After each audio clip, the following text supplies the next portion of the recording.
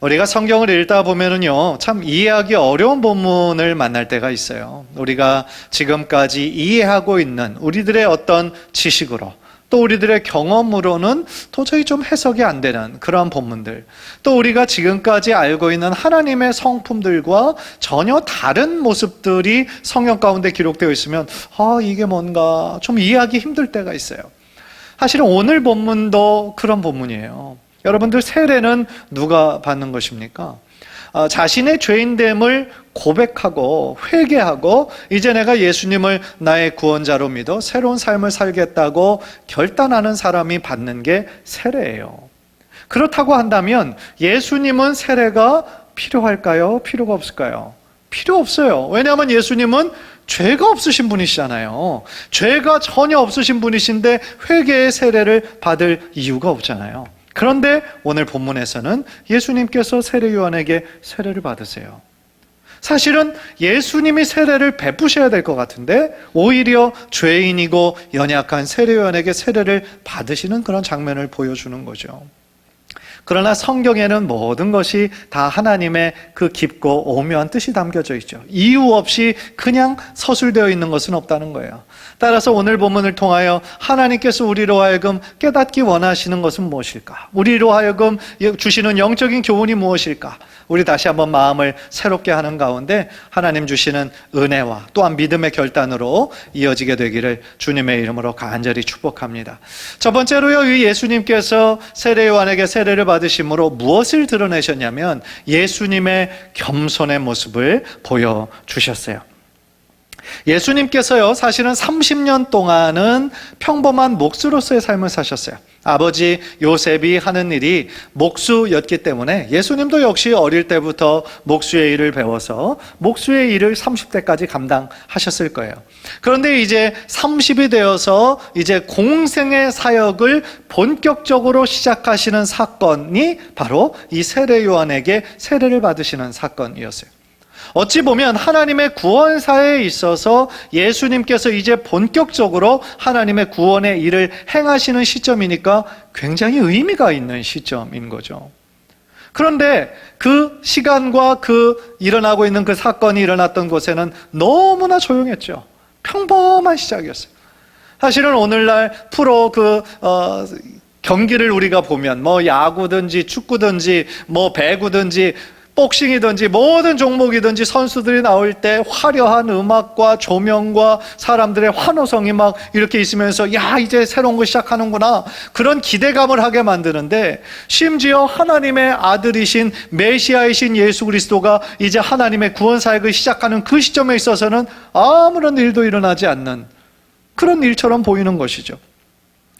그런데 예수님께서 사실은 그 공생애를 시작하면서 세례 요한에게 세례를 받으시는 그것 자체가 사실은 예수님의 겸손을 보여주시는 사건이었다라는 거죠. 하나님이신 예수님께서 인간인 세례 요한에게 세례를 받으실 필요가 없지만 그렇게 하신 것은 예수님의 겸손이셨던 것이죠. 사실은 그 이전부터 예수님께서 인간의 몸을 입고 이 땅 가운데 성육신 하셨다라는 것 자체가 예수님의 겸손이셨죠. 생각해 보세요. 우리 모든 인류 만물뿐만 아니라 이 우주 만물을 창조하신 창조주 하나님이 하나님께서 지으신 피조물 중에 하나인 인간의 몸으로 입고 오셨어요. 어떻게 그것이 가능할까요? 그것도 다 성장하고 힘있는 그런 늠름한 모습이 아니라 연약한 아기의 모습으로 오셨어요. 그것도 화려하고 좋은 장소, 구별된 장소가 아니라 한 방도 없어서 정말 초라한 마국간의 구유 위에서 나신 그런 예수님의 모습은 뭐예요? 예수님께서 오신 목적이 우리로 하여금 정말 왕으로서 인정받기 원하는 모습이 아니라 오히려 가장 작고 연약한 자의 모습으로 오셔서 섬기기 위해서 오신 예수님의 그 겸손의 모습을 보여주고 계시는 것이죠. 그래서 예수님의 그 모습에 가장 놀란 사람이 있었어요. 누굴까요? 세례 요한이죠. 그래서 오늘 보면 14절을 보면 요한이 말려 이르되 예수님 안 됩니다. 내가 당신에게서 세례를 받아야 할 터인데 당신이 내게로 오시나이까. 그렇게 고백을 하죠. 사실은요, 요한이 이렇게 말할 수 있었던 이유가 뭐겠어요?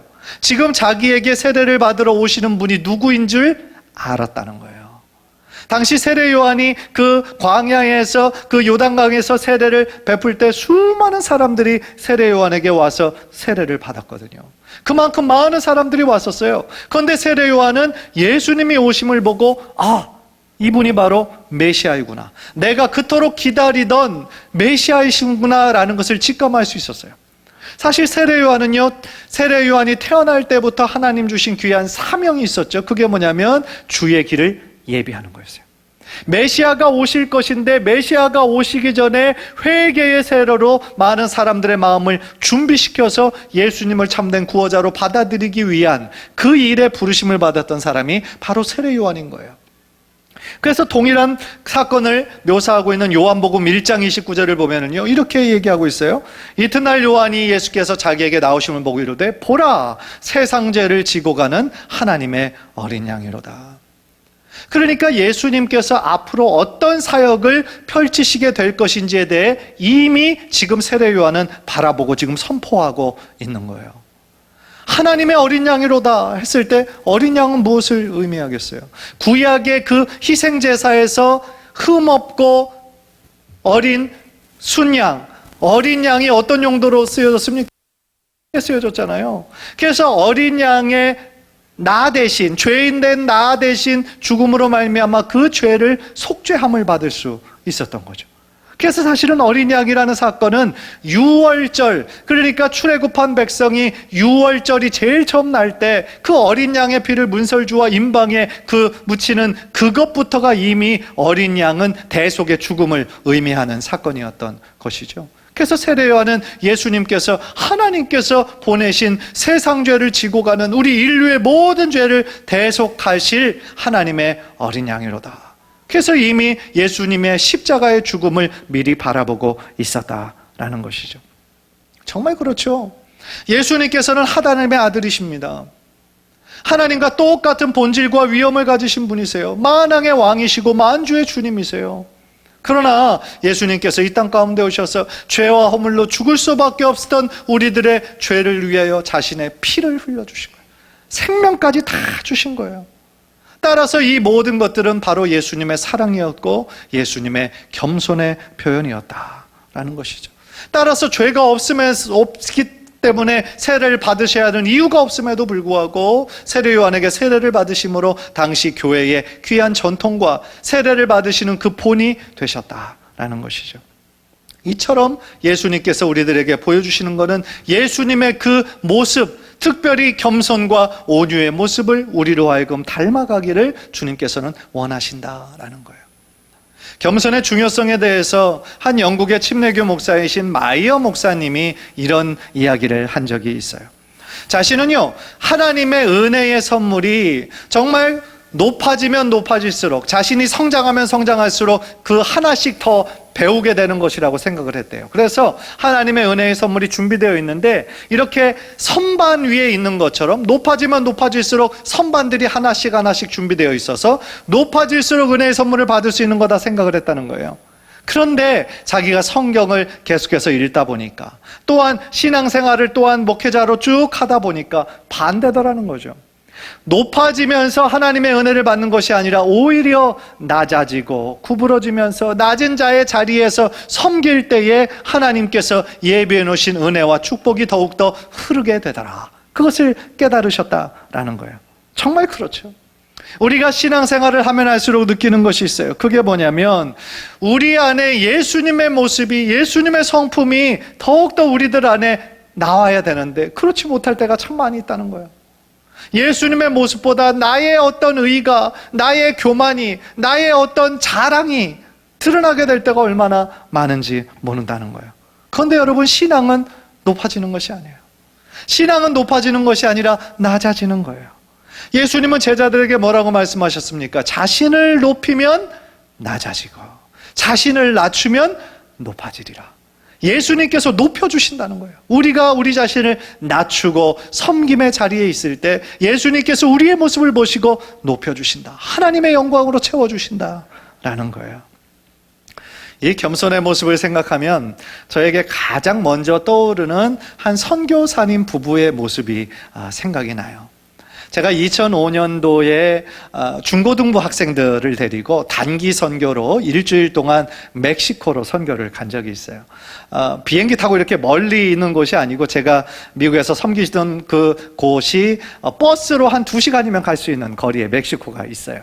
그런데 정말 이렇게 미국 국경을 딱 넘어서 멕시코 땅을 딱 들어가게 되면 완전히 달라져요. 거기 때부터 국어라는 막 아이들이 오기 시작해요. 그리고 아이들을 보면 신발도 안 신었어요.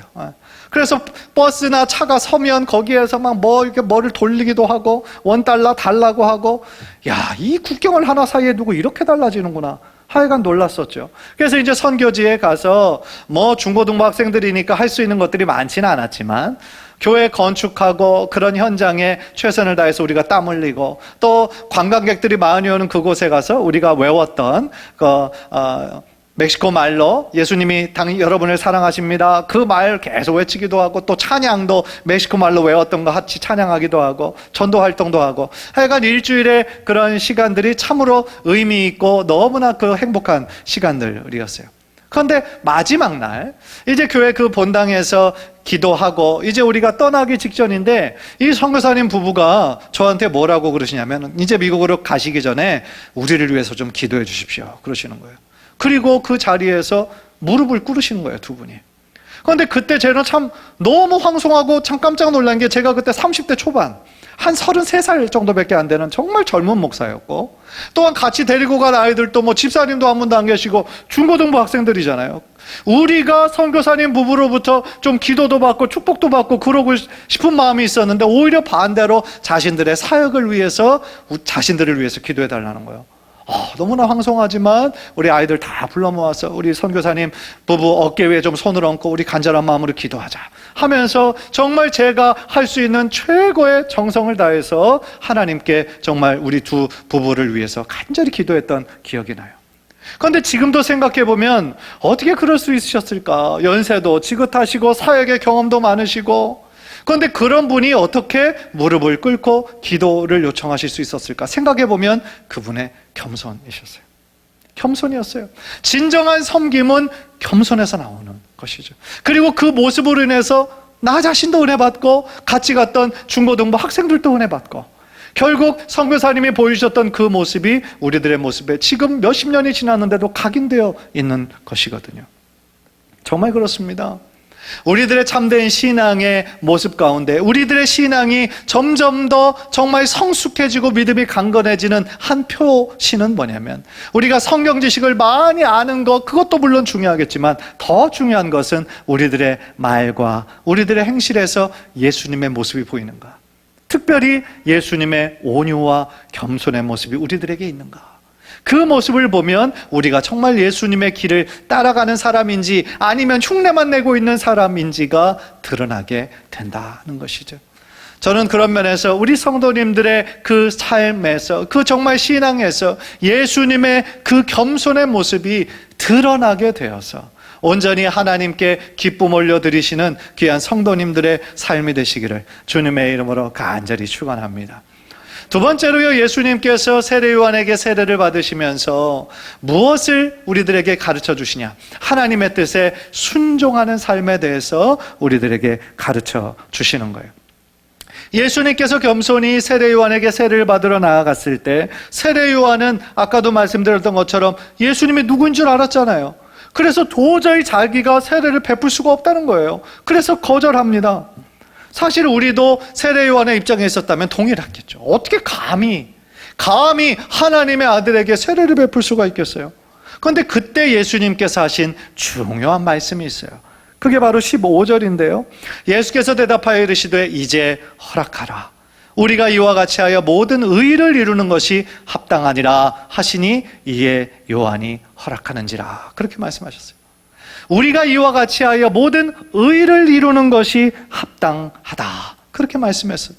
그랬더니 이 말씀을 듣고 세례 요한이 하나의 토도 달지 않고 그대로 순종하는 모습을 보여주는 것이죠. 여러분들, 의는 무엇입니까? 자기가 옳다라고 생각하는 어떤 강한 신념입니까? 그러면 그게 자기 의가 되는 것이죠. 주님께서는 지금 자기 의를 말씀하시는 것이 아니에요. 자기의 뜻을 말씀하시는 것이 아니에요. 예수님께서는 지금 그의 순종함으로 말미암아 하나님의 의를 이루어야 된다라고 말씀하시는 거죠. 자기의 옳음을 이루는 것이 아니라 나를 향한 하나님의 선한 뜻을 이루어 드리는 것, 그것이 가장 중요하다라고 예수님은 지금 말씀하고 계시다라는 거예요. 우리 신앙도 마찬가지예요. 나의 옳음을 우리가 자꾸 드러내고자 한다면 이 교회는 어떤 모임이 되겠어요? 자기 의만 막 드러내고 서로 시기하고 질투하고 싸우는 그런 집단이 될 거예요. 그러나 교회는 자신의 의를 드러내는 곳이 아니에요. 바로 하나님의 의만 드러내는 곳이 되어야 되는 것이죠. 사실은 예수님께서 세례 요한에게 세례를 받은 것이 하나님의 의를 이루는 것이고 하나님께서 앞으로 이루실 구원에 있어서 굉장히 중요한 시작점이 된다는 것을 아셨기 때문에 그대로 따르신 거죠. 만약에 예수님께서 하나님께 나는 아무런 죄가 없는데 굳이 내가 이게 필요합니까? 라고 말씀하시고 따르지 않으셨다면 오늘 본문은 이 성경 속에 있지 않겠죠. 그러나 예수님께서 겸손히 하나님의 의를 따르기 위해 순종했을 때, 또한 세례 요한도 자신이 능히 감당할 수는 없지만 하나님의 선한 뜻이 있을 때 내가 순종하겠습니다 라고 순종했을 때 이런 아름다운 하나님의 역사가 일어날 수 있었다라는 것이죠. 저는요, 이 기사를 읽을 때마다 그 세례 요한의 모습 가운데 참으로 귀한 것을 하나 발견하게 돼요. 그게 뭐냐면요, 신앙의 역할은 무엇입니까? 신앙은요, 주님께 순종하는 거예요. 우리가 어떤 자격이 있어서 하는 것이 아니에요. 우리가 다른 사람들보다 힘이 있어서, 지식이 있어서, 교회를 오래 다녀서 할 수 있는 것이 아니에요. 사실 우리 모두가 구원받은 것부터가 우리가 자격이 있어서, 어떤 공로가 있어서 구원받았던 것이 아니잖아요. 하나님의 전적인 은혜로 우리가 구원을 받았잖아요. 따라서 하나님의 뜻이 있으실 때 우리는 부족하지만, 나는 할 수 없지만 하나님의 주시는 힘으로 내가 한번 해보겠습니다. 겸손히 순종하는 것을 우리 하나님께서는 기뻐하신다라는 거예요. 사실은 제가 전도사로 있다가 목사 안수를 받을 때 사실은 참 많은 부담감이 있었어요. 내가 목사를 할 수 있을까? 전도사와 그 목사가 주는 그 부담감이, 이것은 비교도 할 수 없을 정도로 너무 크게 다가오는 거죠. 그래서 제가 아는 한 전도사님은 실제로 그 부담감이 너무 커가지고 목사 안수식을 받기로 한 그날 순서지도 다 나오고 다 준비했는데 못 하시겠다라고 하신 분이 있어요. 그 이유가 나는 준비가 안 됐다. 준비가 안 됐다. 못 하겠다. 라고 얘기하는 거죠. 그런데 저는 그분의 그 마음이 어떤 마음인지는 알겠어요. 그만큼 어떻게 보면 하나님의 귀한 일을 감당하는 데 있어서 목사로서 하나님의 부르심에 합당한 삶을 살고 그렇게 가르친다라는 것이 참 이것이 많은 부담이 되는 일이라는 것이죠. 그런데요, 정말 신기한 거는요, 저는 정말 자격이 없고 부족함에도 불구하고 거룩한 부담감과 떨림으로 목사 안수를 받고 난 이후에 정말 신기하고 감사한 건 하나님께서 감당할 만한 능력을 주신다는 거예요. 사실은 하나님의 은혜 아니면은요, 설교 한 편도 작성할 수가 없는 거예요. 내 안에 은혜가 없는데 어떤 은혜를 내가 나눠줄 수가 있겠어요? 내가 무슨 힘으로 사람들의 마음에 감동을 줄 수가 있겠어요? 사람들의 마음에 내가 죄인임을 깨닫고 다시 한번 하나님 앞에 결단해야 되겠다는 그런 마음이 어떤 인간이 그렇게 줄 수 있겠어요? 따라서 저는 부족하고 연약함을 알기 때문에 더욱더 하나님을 의지할 수밖에 없다라는 것이죠. 그리고 그렇게 그 일을 감당할 때에 하나님께서 또한 모든 순간순간마다 필요한 힘과 능력과 지혜를 주시더라는 거죠. 그래서 그것을 저는 지금까지 수없이 많이 체험을 했어요. 그런 면에서 우리 성도님들에게 권면하고 싶어요. 만약에 하나님께서 우리 성도님들에게 어떤 순종해야 될 부분들을 말씀해 주신다면, 지금 여러분들이 생각할 때 힘들어요, 이거는 조금 당장은 안 될 것 같아요, 그런 부분 분명히 있잖아요. 그러나 그럼에도 불구하고 하나님께 순종해 보세요. 그러면 순종하겠다라고 다짐했을 때 하나님께서 감당할 만한 힘을 주세요. 내 힘으로는 할 수 없는 것을 알기 때문에 더욱더 하나님께 기도하게 되잖아요. 의지하게 되잖아요. 그리고 그 모든 과정들을 통하여서 우리들의 믿음이 더욱더 견고해지고 성숙해지는 그런 믿음의 사람으로 변화되게 될 줄 믿습니다. 무엇보다 하나님이요, 우리의 연약함을 가장 잘 아세요. 내가 내 자신 아는 것보다 하나님께서 여러분들을 가장 잘 아세요. 하나님이 우리를 창조하신 분이시잖아요. 그리고 성령님께서 우리 안에 계시는 분이시잖아요. 성령님처럼 하나님의 뜻을 가장 잘 아는 분이 어디 있겠어요? 따라서 성령님이 하나님의 뜻대로 우리 안에서 우리를 위하여 친히 중보하고 계심을 우리가 믿기 때문에 하나님의 뜻이 있는 곳에 부족하지만 순종하고 섬김의 자리에 가는 것이 결국은 그것이 축복이다라는 것입니다. 사랑하는 성도 여러분, 오늘 세례 요한의 모습을 통하여서 세례 요한도 자기 힘으로는 감당할 수 없지만 주님의 뜻에 순종했어요. 그럴 때 하나님의 의를 이루어 하나님께 영광을 올려드리는 삶을 살았다라는 것이죠. 사랑하는 성도 여러분, 하나님의 의를 이루는 삶은 결국은 순종하는 삶이에요. 여러분들 앞으로 기도하실 때에 이렇게 기도하셨으면 좋겠어요. 나의 삶 가운데 하나님의 선한 뜻대로 순종하기 원합니다. 주님의 뜻을 내 삶에 이루어 주옵소서. 주님의 뜻을 이루어 주옵소서. 그래서 나는 부족하고 연약하지만 나를 통하여 하나님께서 꿈꾸고 계신 하나님의 그 꿈을 이루어 드릴 수 있는 나와 우리 가정 되게 하옵소서. 그렇게 기도할 때에 하나님께서 여러분의 모든 기도에 아름답게 응답해 주실 줄 믿습니다. 따라서요, 나의 뜻이 이루어지는 것이 가장 우선순위가 아니라 내가 원하는 나의 목적과 나의 야망을 이루는 것이 우리들의 신앙생활의 목적이 아니라 나를 향한 하나님의 선한 뜻을 온전히 이루는 것. 그래서 하나님의 뜻 가운데 귀하게 쓰임받으시는, 그래서 하나님께 영광 올려드리시는 우리 성도님들 모두 되시기를 주님의 이름으로 간절히 축원합니다. 마지막으로요, 이 예수님께서 세례 요한에게 세례를 받으시면서 그 무트로 내려가셨을 때는 아무 일이 일어나지 않았어요. 그런데 순종함으로 겸손함으로 그 일을 이루시고 올라오실 때 놀라운 일이 일어나죠. 그게 뭐냐면 하나님의 의를 이루었을 때 성령의 역사가 시작되더라는 거예요. 그래서 그 세 가지 사건이 연결해서 이루어지게 되는데요, 그 세 가지 사건이 다 어떤 의미가 있어요. 그리고 예수님께만 이루어진 특별한 사건이었지만 우리들의 지금의 신앙생활에 적용할 점이 있어요. 그게 무엇일까요? 일단 첫 번째로요, 예수님께서 세례를 받으시고 올라오실 때 하늘문이 열렸다 그랬어요. 하늘문이 열렸어요. 하늘문이 열렸다라는 것은 뭐예요? 하나님의 뜻이 지금 이루어지기 시작하신다는 거예요. 하나님께서 역사하기 시작하신다라는 거예요.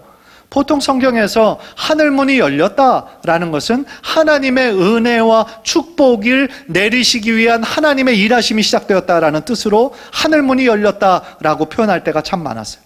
엘리야가 하나님 앞에 간절히 기도했을 때 하늘문이 열렸어요. 그렇죠? 베드로가 하나님 앞에 기도하는 중에 그 하늘문이 열리고 하나님의 환상이 보여졌어요. 스데반 집사가 순교하기 직전에 하늘의 문이 열리고 예수님께서 찬란한 보좌 그 위에 서서 스데반을 응원하고 계시는 것을 그가 영적인 눈으로 바라볼 수 있었어요. 이처럼 하늘의 문이 열렸다라는 것은 우리가 하나님 앞에 간절한 마음으로 하늘문을 두드리며 하나님께 나아갈 때에 언젠가 하나님의 하늘의 문이 열리고 하나님의 은혜와 축복이 우리들 모두에게 임하신다라는 것을 우리들에게 보여주고 계시다라는 것이죠. 따라서 우리가 이따가도 찬양을 하겠지만 정말 우리가 우리들의 마음을 다하여 함께 기도하고 하나님께 우리들의 삶을 드리기로 헌신하고 부족하고 연약하지만 순종하기로 결단할 때에, 그리고 그렇게 기도할 때에 하나님께서 하늘의 문을 여시고 우리 성도님들이 기도하는 그런 모든 것들이 하나님의 뜻 가운데 아름답게 상달되어 응답받는 신앙 되시기를 주님의 이름으로 간절히 축복합니다. 두 번째로 하늘문이 열리고 그 다음에 어떤 일이 일어났습니까? 하나님의 성령이 비둘기같이 임하셨다 그랬어요. 16절을 보니까 하나님의 성령이 비둘기같이 내려 자기 위에 임하심을 보시더니 그랬어요. 예수님의 사역이 이제 본격적으로 시작합니다. 그때에 하나님께서 성부 하나님과 또한 성자 예수님과 성령 하나님이 지금 함께 동역하고 계시고 일하시고 계심을 우리들에게 보여주시는 거죠. 그러니까 예수님도 하나님이심에도 불구하고 이 구원 사역을 감당함에 있어서 성령님의 충만한 은혜가 필요했다라는 것을 상징적으로 보여주고 있어요. 예수님도 성령의 충만함이, 성령의 기름 부으심이 필요했다면 우리가 오늘날 신앙생활 하는 데 있어서 성령의 임재와 충만함이 얼마나 많이 필요하겠어요. 성령의 은혜 아니면 우리는 하루도 살아갈 수 없는 거죠. 이 험하고 거친 세상 속에서 어떻게 믿음 없이, 그 성령님의 도우심 없이 우리가 살아갈 수가 있겠느냐는 거죠. 따라서요, 우리들 정말 우리 성도님들 하는 모든 일에 있어서 하나님의 일뿐만 아니라 우리들에게 주어진 직업과 또한 사업을 하는 모든 일에 있어서 성령님 주시는 힘으로 성령의 충만함을 입고 하나님께 간절한 마음으로 나아가는 귀한 성도님들 되시기를 주님의 이름으로 간절히 축원합니다. 마지막으로 예수님께서 세례를 받고 올라오실 때 어떤 일이 일어났습니까? 하늘에서 하나님의 음성이 들렸다, 그렇게 이야기하고 있죠. 하늘로부터 소리가 있어 말씀하시되 이는 내 사랑하는 아들이요 내 기뻐하는 자라 하시니라 그러셨어요. 성령님은 비둘기 같은 형태로 자신의 모습을 계시하셨잖아요. 그런데 하나님 아버지께서는 모습으로 임재하신 것이 아니라 음성으로 하나님이 지금 그 자리에 함께 하심을 들려주셨죠. 무엇보다도 우리는 이 표현에서 하나님이 자신의 독생자 아들 예수님을 얼마나 사랑하시는지, 얼마나 인정하시는지 이 본문이 우리들에게 보여주고 있죠. 그런데 이토록 사랑하고 하나님의 기쁨이 되는 아들 예수 그리스도를 우리 한 사람 한 사람을 위해서, 여러분들을 위해서, 또한 저를 위해서 십자가에 예수의 생명까지 보혈까지 다 흘려주셨으니 우리는 얼마나 감사한 거예요. 우리는 그 예수님의 크신 사랑, 자격이 없는 사람인데 이토록 하나님은 우리 한 사람 한 사람을 사랑하시는 것이 자신의 아들 독생자의 생명을 주시기까지 우리를 사랑하셨다라는 것이죠. 따라서요, 우리가 하나님 앞에 기도하며 나아갈 때마다, 또한 하나님의 뜻에 순종하려고 노력하며 나아갈 때마다 오늘 예수님에게 하나님의 음성이 들린 것처럼 하나님의 음성이 여러분들의 삶 위에, 여러분들의 심령 가운데 정말 고요하고 잔잔한 소리로 하나님께서 이렇게 말씀해 주실 거예요. 사랑하는 아들아, 사랑하는 딸아, 두려워하지 말아라, 놀라지 말아라, 내가 너와 늘 함께한다, 힘을 내라, 용기를 내라 말씀하시고 응원하시고 위로하시는 그 하나님의 음성이 우리가 하나님의 뜻에 순종하고 하나님의 의를 이루고자 노력할 때 여러분의 심령 가운데 하늘의 음성이 들리게 될 줄 믿습니다. 바로 그 음성으로 인해서 우리들의 마음이 다시 한번 힘을 얻는 거죠. 다시 한번 소망 가운데 나아갈 수가 있다라는 것이죠. 간절히 바라기는 오늘 말씀을 통하여서요, 우리들의 이 신앙생활 가운데 자기 의를 드러내고 나의 삶의 목적을 이루는 것이 가장 큰 우선순위가 아니라 우리를 향한, 우리 한 사람 한 사람을 향한 하나님의 의를 이루는 하나님의 선한 뜻을 온전히 순종함으로 이루어 드리는데 더욱더 힘쓰고 노력하셔서 하나님의 주시는 그 기쁨과 그 영광스러움이 여러분의 삶 가운데 흘러넘치시게 되시기를 주님의 이름으로 간절히 축원합니다. 기도하겠습니다.